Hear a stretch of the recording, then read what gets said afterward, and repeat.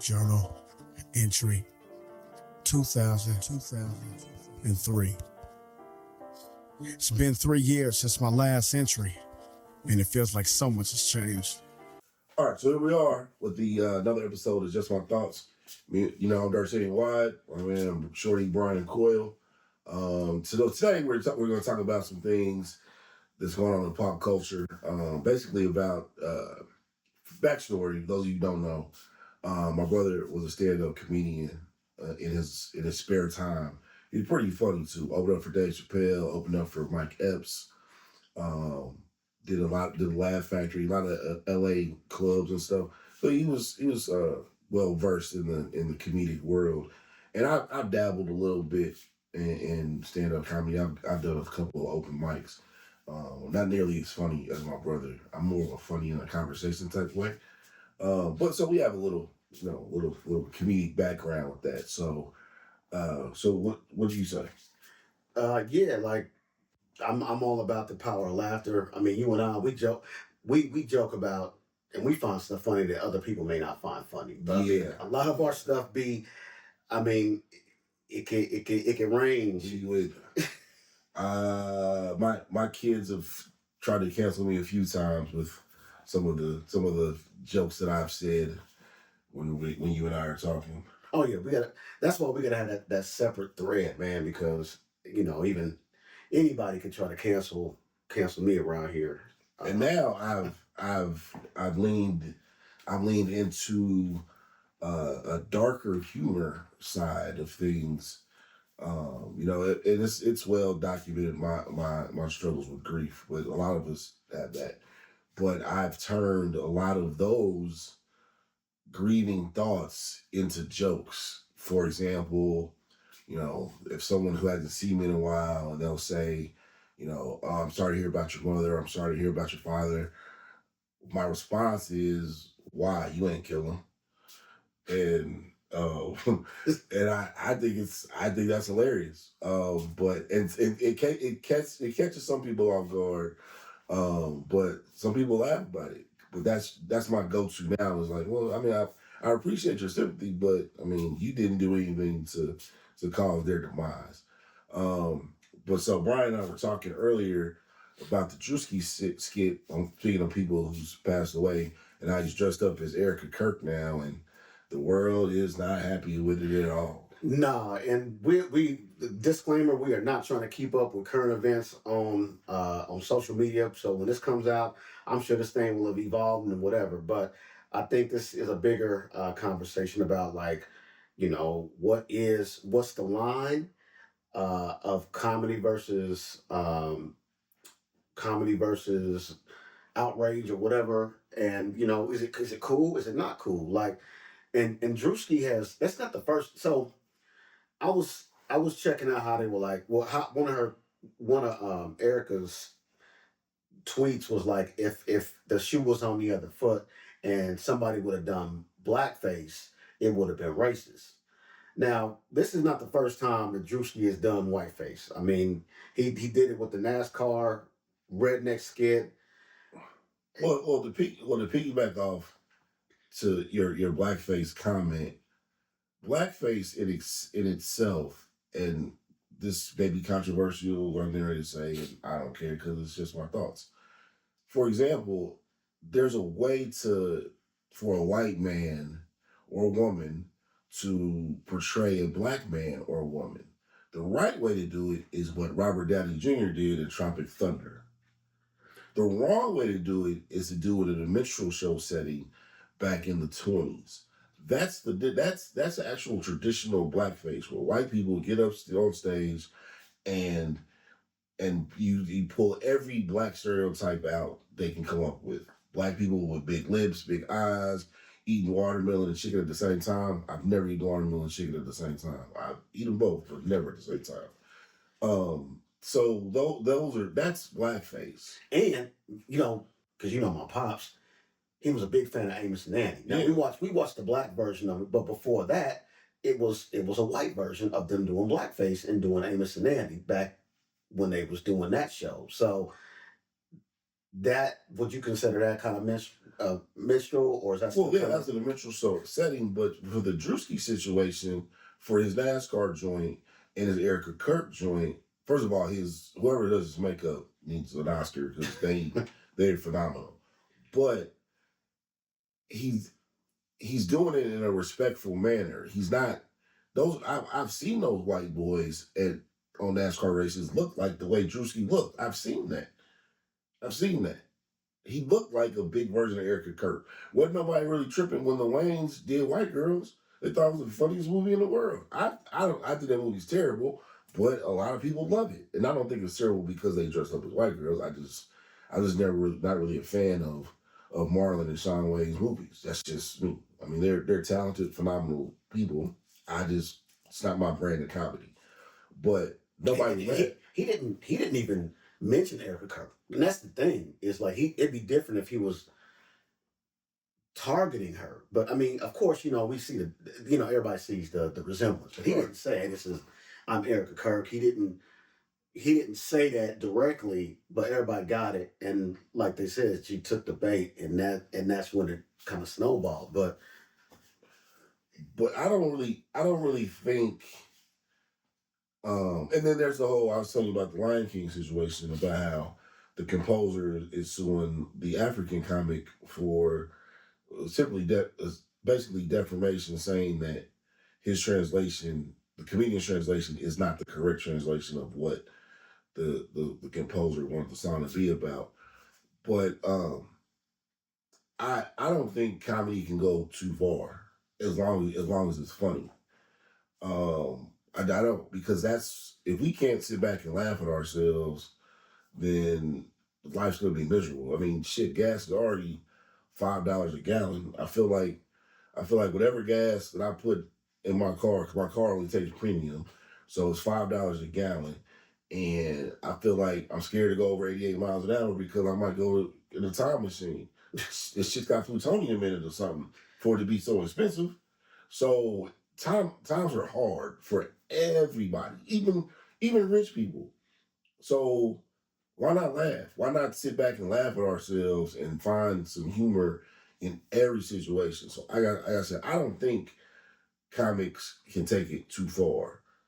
And even if we're in a roasting battle, because that's what the kids call it now, roasting. If we're in a roasting battle and you want to say some slick stuff about my mother or my brother or something, yeah, that's a low blow, but I'm gonna go to hell. So, so just know, like, like my man Carlos said, he said, I want everybody's applause. I want your applause to die down. 'Cause I want the silence. What I'm gonna say is gonna be way more fucked up than what you're gonna say about me. So, but it's gonna be hilarious and everyone's gonna be okay. I just don't think you can go. I personally don't think you can go too far. Other people do though. well, I think it's generational too. So we're Gen X. I mean, we grew up on some of the most controversial comics out there, and they said way more off color stuff than what's being done now. But we were able to take it. And I think, like you said, I think we were able to laugh at it and laugh at ourselves more.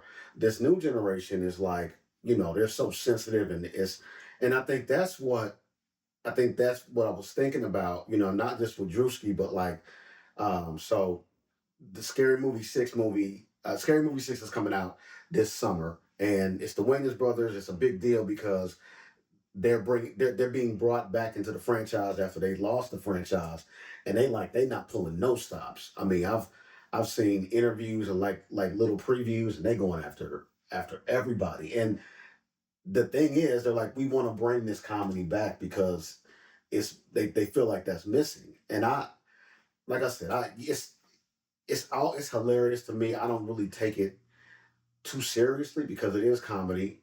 And we are things are just too serious right now. We're in a time of war. We're in a time of just a lot of just the energy in the world alone. Like we need laughter. We need. Well, America's only not been in war for 30 years of his existence. So America's always at war. I mean, so that's what it is. But We do need to find time to take time out and laugh and find the humor in every single situation, single situation. And again, you'll hear me revert back to, especially with this topic of comedy. So I'll probably talk about my brother a lot. And one of the cool things, when he was getting sick, we were talking, we were at the hospital, and I was talking to him, visiting him, and that particular time he really couldn't move his arms very well, and I got real close to his face. He said, "Man, you too close to me." He said, "I'm gonna punch you in the face. You don't get on my face." I said, "Man, you can't move your arms. You're not punching me at all." And he said, "You're right. Nobody else knows that. So get out of my face." And we laughed. So it's like this man was essentially dying, but he never lost his sense of humor. And I think that's something that we should take with us everywhere we go, is our sense of humor. We should be able to find laughter in every single situation. And again, that's why I don't think comedies or comics can go too far from a joking standpoint. Now, don't get me wrong, there's some stuff that Corey Holcomb says that I'm just like, some cringeworthy stuff. But he should still have the right to say that stuff. That's one of our founding principles is our freedom of speech. Now, don't get me wrong, you can't yell fire in a crowded theater and there's no fire. But at the end of the day, you should be allowed to say what you want to say without the fear or repercussions of, if this is your job, if you're a comedian, without the fear of not being able to work because you've offended the wrong group of people. Right. And I mean, like we said, freedom of speech. I mean, and that kind of parallels with, Charlie Kirk staying. He shouldn't have been killed because he wanted to speak he wanted to speak his mind. Like, freedom of speech is part of what makes, it's part of our democracy. It's part of us being Americans. And you even got like Trump, who was going after Jimmy Fallon, trying to cancel him for being and saying he was a bad comic. And so it's like, it's just a slippery slope, once we start censoring people. And I mean, if your job is to be a comic, then that's your job. It's not like you're being a pastor. You want to be a comic. And you can do that if you want to. You can be a funny pastor if you want to. But I mean, comedians, that's their job. They are comedians. They're supposed to make people laugh. So, Yeah, and you can find a tasteful way to tell an uncomfortable joke and make people laugh. That's the beauty of comedy, and the beauty of that. Not everyone can do that. If everyone could do it, then everyone would. It'd be easy. So that's the beauty, to find a subject matter that's, controversial or uncomfortable, and then making people laugh about it. Um, and that's a gift that a lot of us don't possess. And I don't think that should be silenced or taken away from us because a few people are really insensitive, or talk not insensitive, but really sensitive about them. I mean, he's not really, most comics don't know you, so they're not really talking about you. You know what I'm saying? Unless I'm a front row and they talk about my shirt, or, talk about what I'm eating or something like that. Okay, then it's you talking about me. But if, I happen to be a member of a marginalized community, that doesn't mean he's talking about me. You know what right. I'm saying? Have you seen the Scary Movie 6 trailers? I've seen a couple of them. Yeah, they going after everybody. But I haven't seen any of the scary movies. Like I said, I'm not really a Wayne's. So like, that's where that divide comes in. So like, I like Keenan and Damon. I'm not really a Marlon and Sean fan. So like earlier we were talking about A Living Color. So A Living Color, that was my show. Every Sunday I'm watching A Living Color. But then when Sean and Marlon came along, don't get me wrong, I think they're talented dudes. They're just not my cup of tea. Like I wouldn't tell nobody not to go watch it, because I've never seen a whole scary movie. Well, well, in my opinion, the first two were hilarious, and it followed kind of the blueprint. And I think it was like that because Keenan directed it. Like the Wayans were writing it, so it followed that. Like, I'm gonna get you, sucker. type of parody. Yeah. So that, and we both agreed that was a funny, hilarious Yeah, I'm gonna get you sucker. movie. That's a good parody. I like don't be a menace to society while drinking your juice in the hood. Yeah. I like that one too. And then the bits and pieces of the earlier scary movies that I've seen, I like. You know, like my man Chris Elliott talking about use my strong hand, child. Or he's like, I'm gonna be the bigger man and walk away. And my man's out here in roller skates. I live for that. I live for that. I watch that like once a week. So I'm in a bad mood. I'm like, man, I can't help but laugh at this. So those scenes are funny, but then I think some of that stuff will just be way over the top. You know what I'm saying? Like, there was a couple scenes that I've seen where Sean was like being gay. Like the first couple times it's funny, but now the gay bit's not funny. Yeah, if I'm watching a 90-minute movie and you throw the gay bit in minute 20, yeah, that's funny. But then you throw it back in at minute 90, it's not funny anymore. Well, Like you just did it. He's going out. Okay, you remember the dude that was that went to church and was like, I don't like men's no more. Yeah. So they gonna go after that. And I get it. Cool. So hit me with that first, and then get it out your system, but then don't double back with it an hour later. But Sean's he's not really funny as in my opinion. I've not seen him do stand up. Comedy is very subjective. It's actually more subjective than music. Because Marlon's funny. He could do stand up, but I've seen Marlon stand up, but it was like, but Sean, it was cool. SW1 has never really been like the main comedy piece. Even with the Wayans Brothers TV show, he was in funny situations and he would have like little phrases. So that's probably what he's gonna do in this movie. But you know, the scary movie that you were referencing, they're bringing those characters back. Like they're basically picking up from that. Yeah, so that's the man with the finger, all them characters, and again, Keenan, the mastermind behind. You know, he's a great comic writer, and I think that Marlon and Sean they're gonna write, but they're gonna execute, and that's what made them funny. But they're gonna push the envelope. I mean, they're gonna. But the thing is, like, no matter how far they push the envelope in this particular movie, they're not gonna go as far as they did in the 90s because times don't allow for that. For example, I was watching Delirious the other day. It's one of my go-to concert films. So it's Eddie Murphy's first stand-up. And for the reference, he's wearing a red leather outfit. If you got it, look it up. And didn't he try to pull it off? I don't know. I think he tried to pull it off. But he's got this bit about he has a gay bit that's hilarious. If he did that now, there's no way that show even airs. No way it even airs. And then I was thinking about and maybe it shouldn't, because looking back now, it is pretty offensive, and you don't necessarily want to offend someone to the point where they hate themselves and want to often you don't want to do all of that. So is that the line? That could be the line. Like when it comes to the point where when you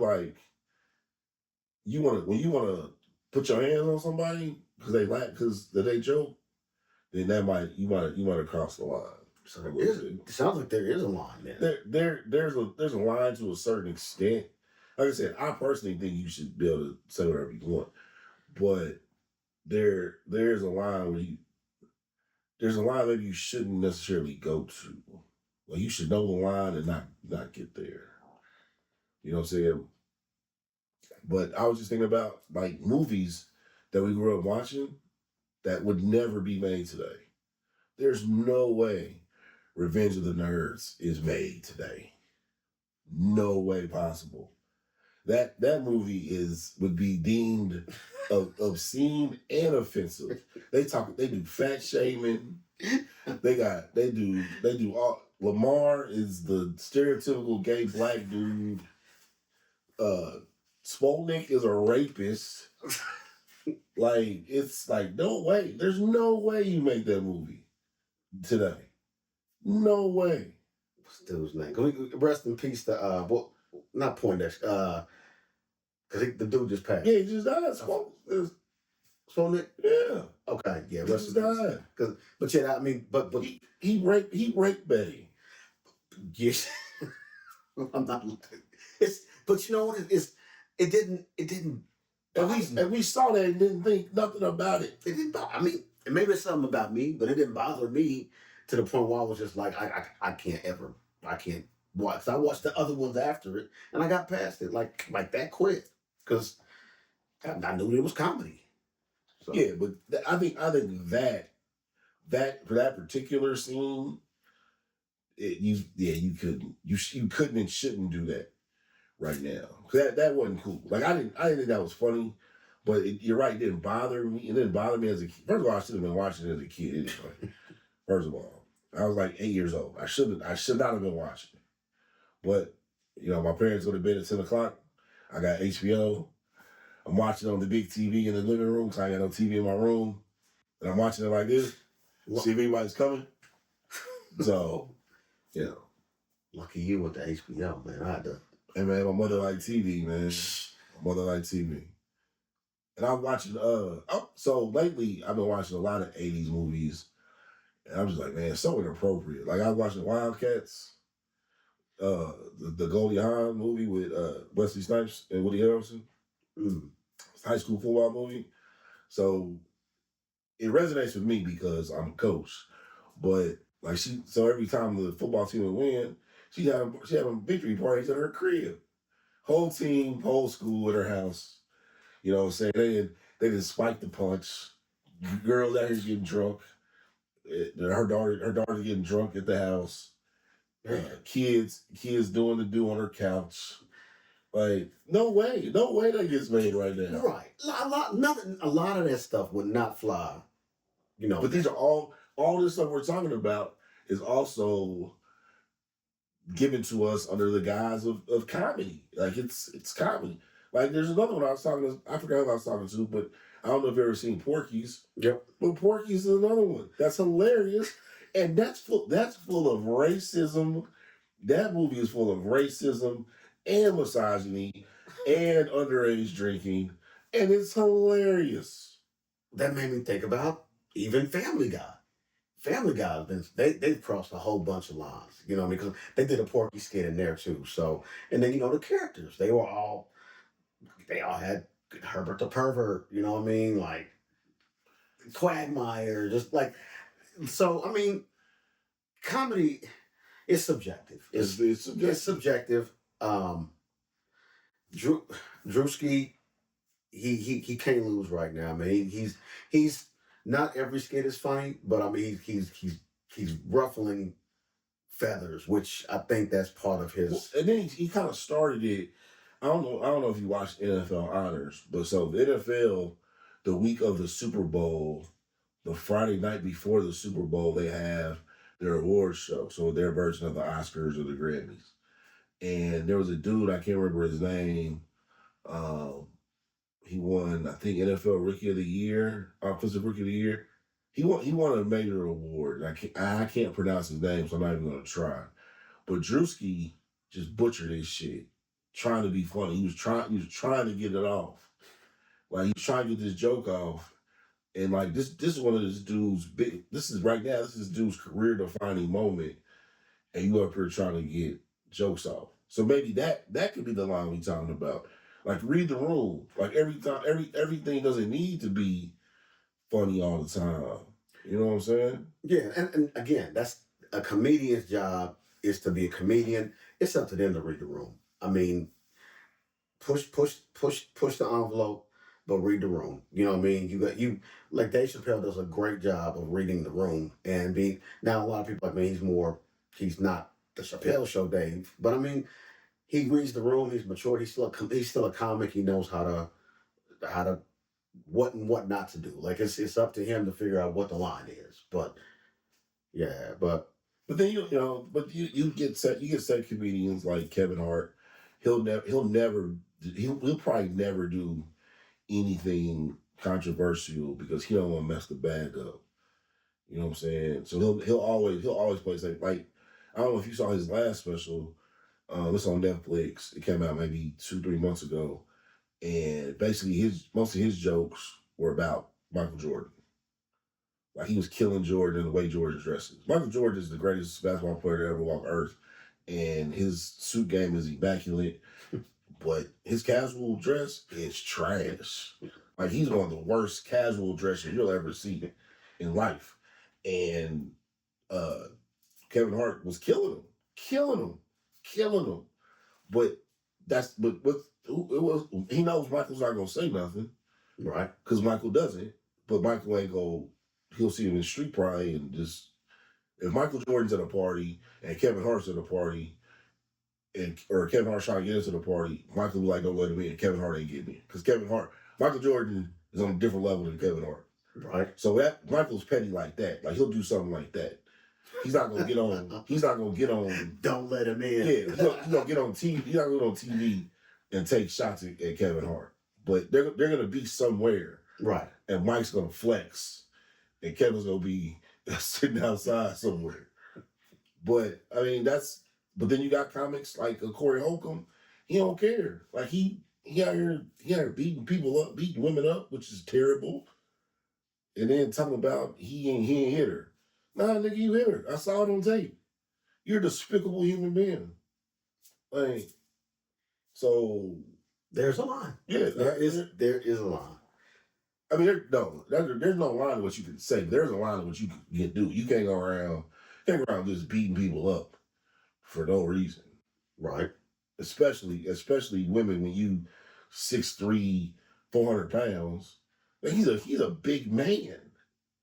But that's not even common. That's him physically beating people up. Like that's not even common. That's like he's living out what he's saying. That's like saying something like we're racist and then going out and actually doing it. Like that's a whole different thing. Yeah.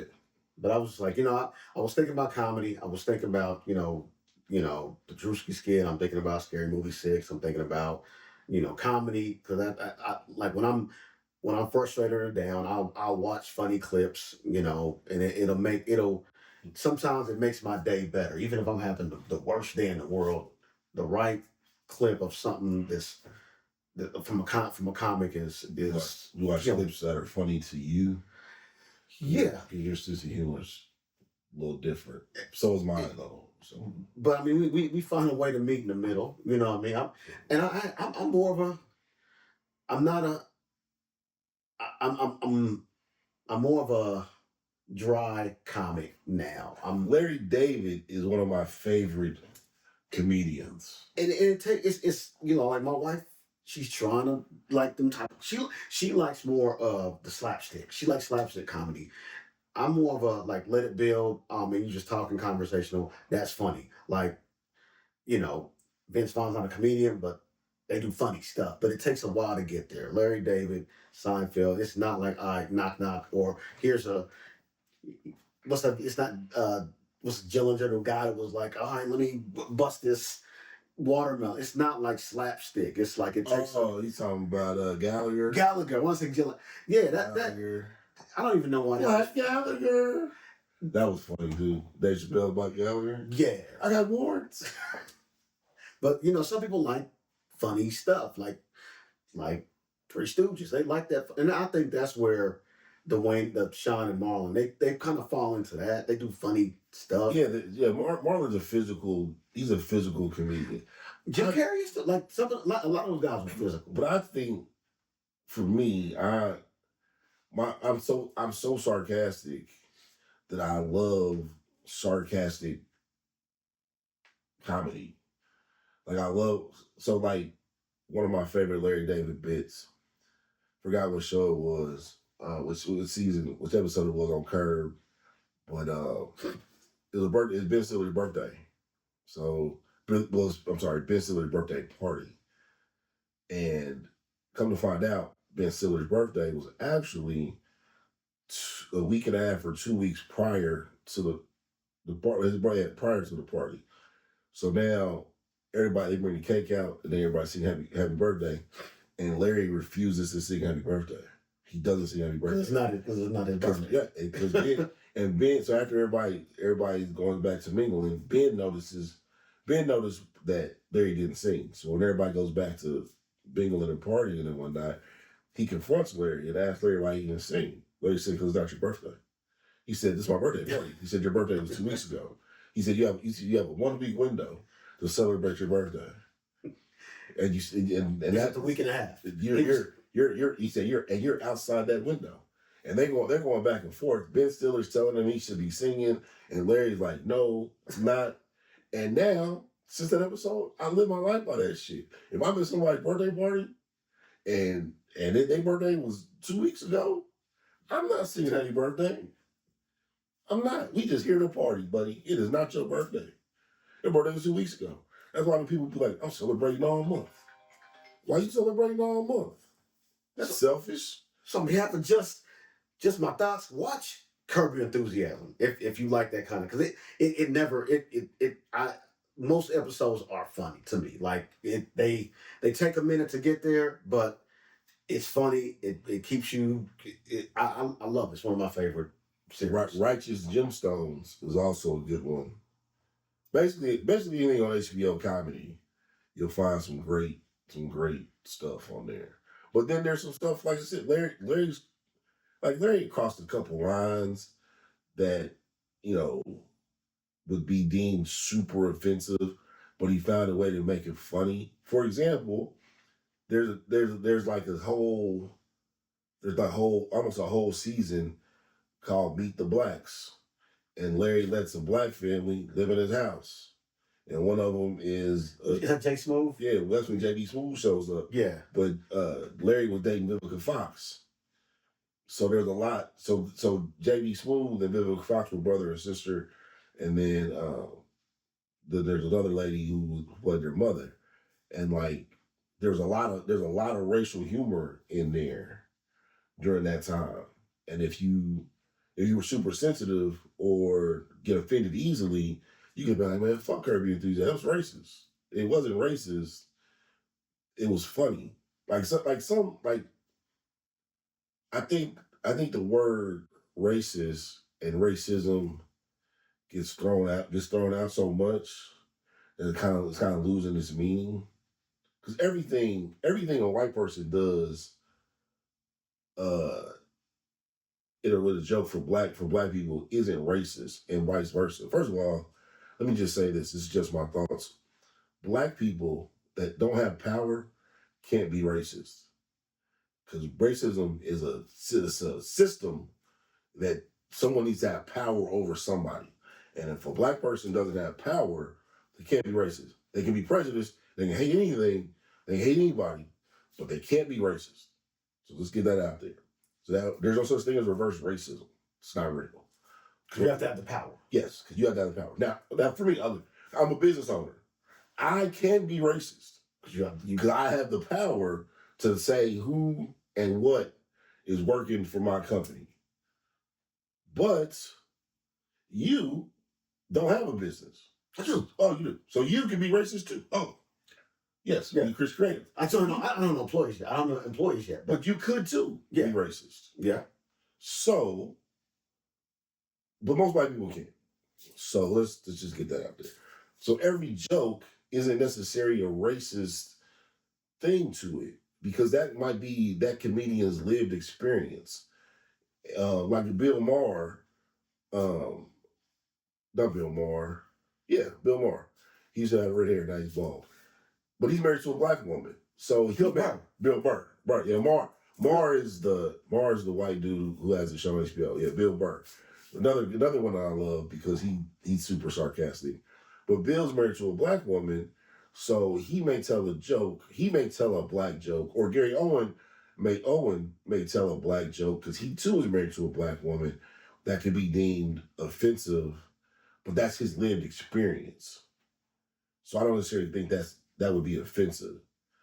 Now, if that's not your lived experience, then I do think that could be an offensive type situation. Right.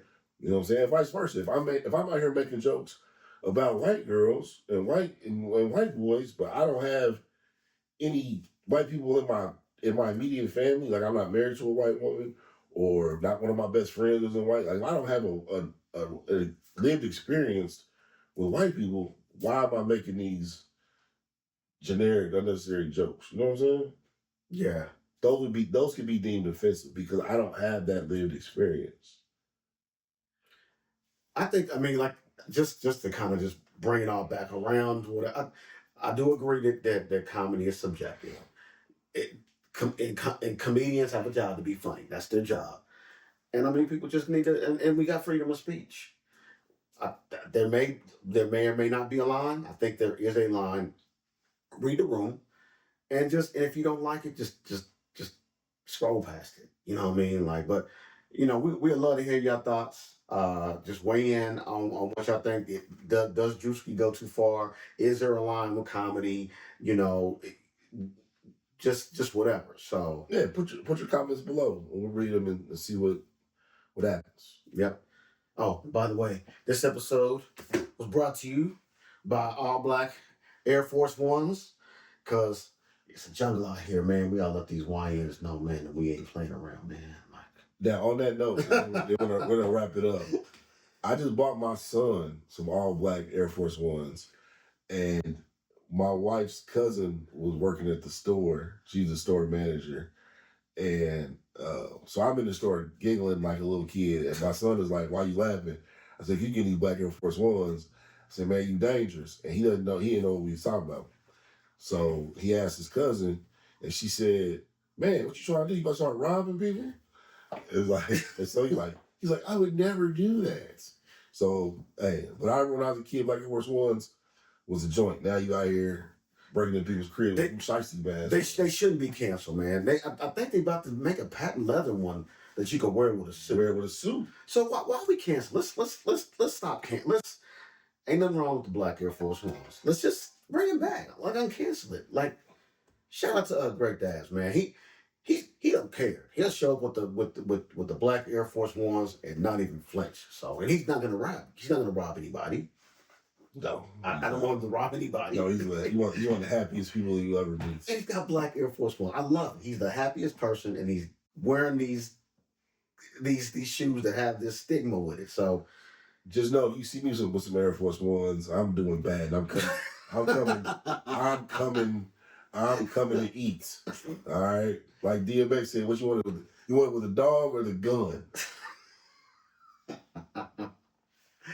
All right, y'all. Till next time, just my thoughts. We out of here.